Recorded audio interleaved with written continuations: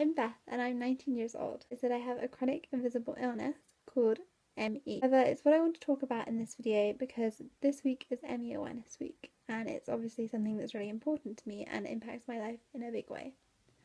ME is a chronic illness with an uncertain cause and it affects around 250,000 people in the UK. It's got quite a lot of names. I usually say ME, which stands for myalgic encephalomyelitis. The myalgic bit is about muscle pain, and encephalomyelitis means brain and spinal cord inflammation. In the UK, it's often called CFS, which stands for chronic fatigue syndrome. I think that kind of makes it sound like it's not a real illness, or oh, it's an illness where you get a little bit tired. But as I'm going to go into later, it's a lot more than that. So I didn't really like that one quite so much. It's also called post-viral fatigue syndrome, which I think is fair, but that's not as common, and neither is chronic fatigue immune dysfunction syndrome, which it can also be called. Personally, I was diagnosed in October of last year after taking part in The Sound of Music. The week of the play, I was so unwell, I was barely able to take part in the play. I did, but I know that I wasn't doing my best with the acting, singing, dancing side of things, because I couldn't. Which is probably when we realised something is definitely wrong and I shouldn't be this unwell. In hindsight, I think I'd been unwell for quite a few years, but I'd kept on pushing through it because, oh, you're 19, you shouldn't be this tired, you need to just push through it. I think I'd been probably ill since about September 2014, which was about my 18th birthday, because I had a really, really bad chest infection. And ME is sometimes triggered by illnesses like that chest infection. So ME has lots and lots and lots of symptoms, but obviously I'm going to talk about the ones that I have. The first one is obviously just fatigue. Fatigue is not tiredness. Fatigue is not exhaustion. It's way worse than that. With fatigue, I have to rest after doing anything. I have to rest after having a shower. I have to rest after watching TV. Sometimes you can't even move because you're just so exhausted. Sometimes I'm actually too tired to eat, which is just ridiculous, really. I sleep probably about 12 hours per day, which is quite a lot, maybe a little bit less. If I'm not in school or eating, I will be laid down. I will not be sat up. I mean, I'm sat up now, but I'm propped up on about 5 pillows. Sitting up takes up a lot of energy for me, so I'm usually laid down. So per day, I normally go to school for a couple of hours, which is not as long as I should be there for. So I miss out on all the fun socialising stuff and just do my lessons. And on Tuesday evenings, I go and help out at cheerleading, which I really enjoy.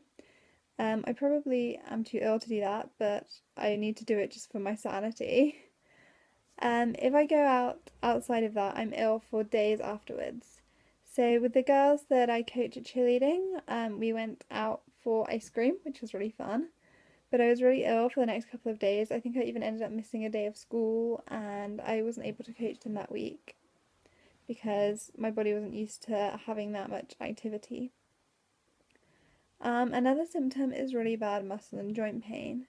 So walking makes my legs ache so much, especially if I'm walking upstairs. Carrying things, even if it's just like a glass of water, it makes my arms ache.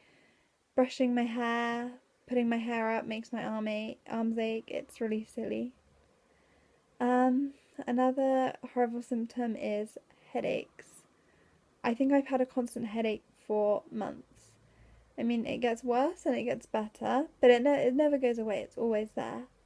Sometimes at its worst, my vision goes blurry and I can't read, and I try and take painkillers, but sometimes that just doesn't help. And on good days, it's still there, but it's not as bad. Another thing is called brain fog, which is like forgetfulness and memory loss, which is why I keep looking over here because I've written down all the things I want to say because I know I wouldn't remember to say them all otherwise. So brain fog is bad short-term memory, bad concentration, which can be really difficult when you're trying to study for your A-levels. It's quite often hard to find the words that I want to articulate myself with, so I really struggle with that, and trying to just organise my thoughts. I forget what day it is, I forget what time it is. I will be in school and I'll be thinking, do I have another lesson now? Or is it home time? Sometimes even like after my first lesson. Um, and I just say really silly things because my brain can't articulate myself properly. Another problem, which is probably a little bit TMI, is stomach problems like diarrhea and constipation and just stomach pain. I have to be really careful about what I eat. If I eat sugar, like any kind of refined sugar, or even just some fruits have too much sugar in them, any kind of grainy carbohydrate food, especially any with gluten in, or any dairy, I can get really ill. Some days I can eat a bar of chocolate and be absolutely fine. Other days I can eat a tiny bit of chocolate and be really unwell. I shouldn't eat those things, but I do because I just don't have that much willpower. Another thing that's just constantly there all the time is a sore throat. Sometimes it makes my voice croaky and sometimes it just really hurts. It never goes away, it's always there, like constantly for months. Sometimes I take throat sweets when it's bad, other times I just have to deal with it because it's just horrible. The most ironic symptom is insomnia.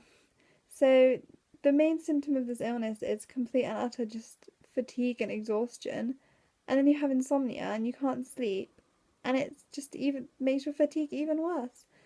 And you're just so tired and you're just laying in bed at 3 a.m. thinking I just wish that I could sleep. You're wishing and praying that you were able to sleep, but you just can't, and you're going to be worse the next day. Some other horrible symptoms are sensitivity to light, which is really silly, even just like sunlight. Almost always when I'm in a room, I have to have the curtains closed. Like my bedroom curtains are closed right now, and curtains, if I'm watching TV, I have to close the curtains because it's just too bright for me otherwise. Like if I'm in the car, I'm always wearing sunglasses, even if it's quite cloudy, because it's just so bright. Um, Hypersensitivity to noise, so the radio, if people have the TV on too loud, people like banging and making food in the kitchen, even just people talking to me sometimes can be too much and it just makes my headache so much worse. Also, heightened sensitivity to smells, so if people put on perfume near me and things like that, it just makes me feel awful. I already mentioned like food sensitivities to certain foods, but also sensitivity to alcohol, so I can't drink alcohol because it makes me really unwell. Another different symptom, and these ones are linked, are dizziness and hypertension. So, hypertension is like the medically word for low blood pressure. And because my blood pressure is so low, especially when I stand up and things like that, I get dizzy because my blood, I think, like drains from my head or something. I'm not sure. Whenever I go to like the doctors, I warn them, oh, I have really low blood pressure, and they're like, oh, okay, okay. And then they measure it and they're like, wow, that's really low. Another thing that I get and that really frustrates me is a difficulty to control my body temperature. So if it's cold outside, I will be freezing cold. I'll be so cold. I'll be shivering, even if I put loads and loads of layers on. And if it's warm outside, sometimes not even if it's warm outside, I'll just be too hot and I won't be able to stay where I am. Sometimes I have to, like in school, I have to say to my teacher, look, I'm really hot. Can I go stand outside for a minute to cool down? Which is really, really annoying and like you're sweating loads and it's horrible. But my hands and feet are almost always absolutely freezing, but I think that's more due to bad circulation. Another symptoms that you get, or that I get, are kind of um, symptoms, kind of mental illness symptoms. So, symptoms of anxiety like palpitations, shakiness, things like that. And also symptoms of depression, but I don't know how much that's due to not being able to do the things I want to. ME is definitely a physical illness, but you can sometimes get symptoms of mental illnesses with it as well. ME has unfortunately taken a lot of things that I really love doing off me. Some of these things are to church. I'm a Christian and used to go every single Sunday, but I haven't been since October, which I really, really miss. Cheerleading, I really miss. I've been doing that since I was 14 years old and I absolutely loved it. We even won nationals one year.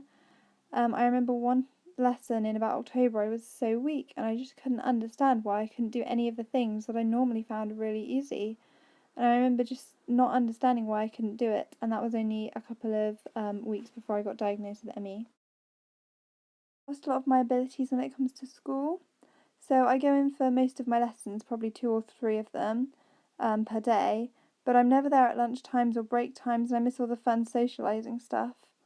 Also, my teachers get really mad at me because I can't do my homework because I just don't have the energy to be able to do it or the ability. I miss seeing my friends. I can't do that very often because I'm just too tired to organise things. Sometimes I'm not invited, which is fair enough. They can invite me if they want, and other times I just can't go because it's going to take too much energy, which means that I'm then not invited to things, which is actually quite upsetting. A group of my friends went to Wales for her birthday, and I was so excited about it. And then a week before, I just realised there's no way I'll be able to keep up or go, and that actually really upset me, to be honest. One of the very worst things about ME is that there's no known cure. So there's lots of different things you can try. I tried something called the lightning process, and I'm not knocking that, but it just didn't work for me. I tried acupuncture, that might work for some people, but it didn't work for me. But I'm too ill to not do anything, so at the moment I'm trying to change my diet and take a lot of supplements. I think I counted this morning that I take 15 tablets in the morning, and then I think about 8 more like throughout the day. So, which doesn't include painkillers, and they're just supplements to help my body absorb the nutrients that it's not getting through food. Not having a cure is really hard because it means that I don't know whether or not I'm going to get better in the future. In the future, I want to go to university, I want to be a nurse or a teacher, I want to travel, and most importantly, I want to have a family. But I don't know if I'm going to be able to do any of those things. I've got a place to study geography at university in September, but I'm very unlikely to go because I'm going to be too ill, and to be perfectly honest, I'm probably not going to get the A-level results I need to get into university. One thing that changed a lot in my life is that I have lots of doctors and hospital appointments. I've had a couple in Cheltenham, I've had one in Oxford, I've had one in Bristol. I've also had a lot of blood tests, which used to really stress me out. Needles used to stress me out, but they just don't anymore because I'm so used to them now. They're a little bit frustrating for me though because I have very low blood pressure, hypertension, which I mentioned earlier, and also because my veins are really small and really deep in my arms, so they normally have to prick me about 4 times before they actually get any blood out of me. Some people are lovely and understanding about ME, which is, brilliant. They say, I understand if you can't come to this, and it's really helpful. You don't want pity, but you just want people to understand what you're going through. Some people aren't very understanding because to look at me, you wouldn't think that there's anything wrong with me. I don't look like there's anything wrong with me, but there is, and some people can't get past the fact that I look like I'm healthy. And they think, oh, you're making it up, you just want to get out of doing things. And I know that mental illnesses are really real, but this is a physical illness, and sometimes people say, oh, it's all in your head, have you tried therapy? And it's like, no, it's not in my head, it's a real illness. The people who see me a lot of days at school and cheer, they are good days. They are days when I can leave the house, they are days when I'm feeling happy and I can join in conversations and I can laugh.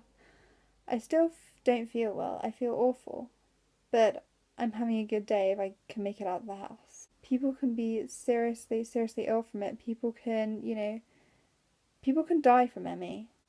People can have seizures and all sorts of things. It's not something that should be dismissed. It's a serious illness. And I am lucky because there's a lot of things that I can still do despite my illness. I can make this video, I can talk, I can walk, sort of, very short distances. And there are a lot of people who can't do that. Some people are so unwell that they're fed through tubes and they can't even leave their bed. And that's really, really awful. And it's no quality of life for those people. I just want to say that I hope people have learned something about my illness from this video, because then that will have made it worth it. I don't want to say, oh, donate money to this or whatever. I just want to raise awareness, and it would mean a lot if you would watch or share this video. Thank you.